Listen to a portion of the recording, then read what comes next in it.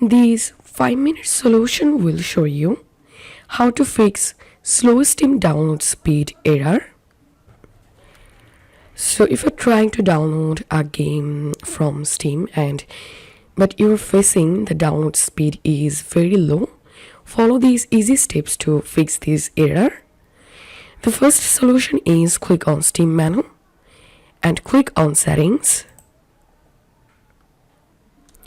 and over to the left hand menu click on download, and here make sure to disable limit download speed option and also disable schedule auto updates. And now you can also disable allow downloads during gameplay. So this was the first method to speed up your Steam download speed. And second thing you can do, click on your search icon on your desktop and type here Task Manager and open the Task Manager app. Once the Task Manager app opened, here select Performance and click on Open Resource Monitor,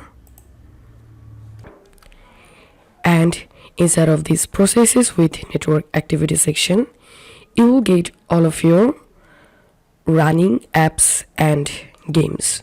Here you have to select the game or software that you want to close for now. So right click on the game or app and click on end process, and that's how you have to end process for heavy games or software to speed up or increase your Steam download speed.